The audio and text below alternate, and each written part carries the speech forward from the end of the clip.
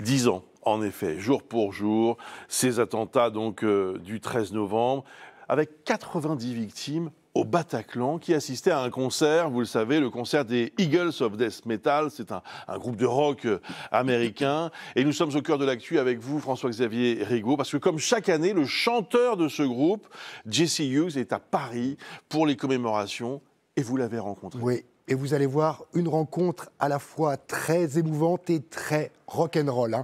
À peine arrivé, après un petit câlin, Jesse Hughes s'est déshabillé pour nous montrer son tout nouveau tatouage réalisé pour les 10 ans du 13 novembre.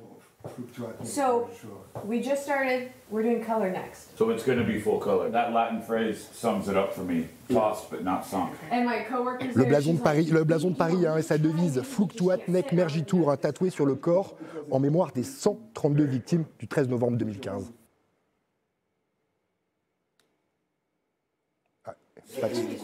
That's what they are. Rock and roll warriors. Oui, alors cette rencontre, cette interview, il a été rendu possible grâce à Arthur Denovo, le président de Life for Paris. Le 13 novembre 2015, Arthur, il a aidé le chanteur américain à s'extirper de l'enfer du Bataclan. Depuis, ils sont devenus très proches, des frères de sang, comme ils disent. When I look back on that night, some of the most beautiful things I've ever seen or experienced came out of it. Even in real time, people jumping in front of bullets for the ones they love. And it happened that night, multiple times. Our drum tech's name was Boot. He was screaming. I looked at him and he goes, "They're reloading." And at first I'm like, so fucking what? Pardon my language, like who cares? But then I realized what he was saying, they're not shooting. And that's when we got off the stage. There was a mixed feeling there. Because I felt like I was leaving people behind.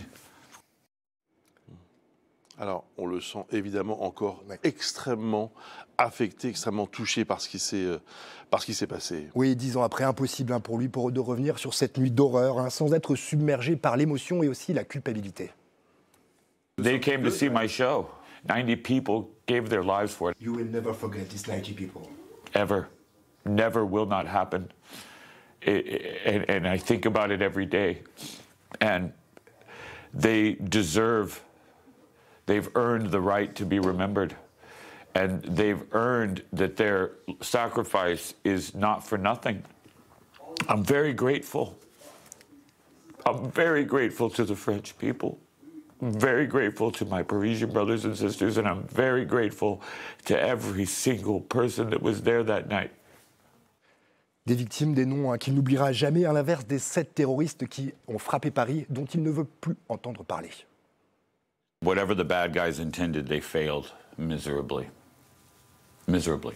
I don't even know their names, and I won't.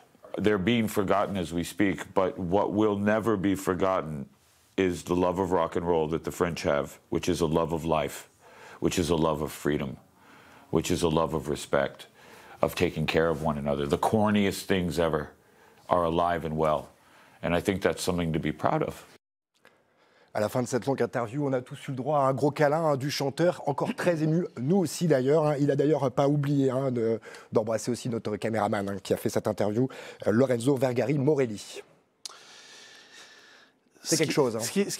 Merci pour ce document, parce qu'on est saisi par l'émotion, mais je ne sais pas vous et vous qui nous suivez ce matin, mais depuis quelques jours, moi j'ai des moments comme ça où l'émotion s'empare de nous, les frissons, comme on dit, parce que le souvenir de cette nuit d'horreur qui nous a tous marqués est extrêmement présent subitement à l'occasion de ces commémorations.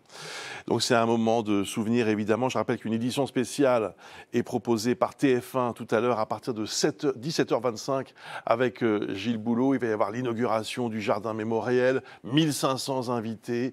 On va rendre hommage évidemment à toutes ces très nombreuses victimes. Merci beaucoup François-Xavier Rigaud et merci aussi donc à Jesse Hughes, le chanteur des Eagles of Death Metal pour ce témoignage exceptionnel. Bonjour docteur.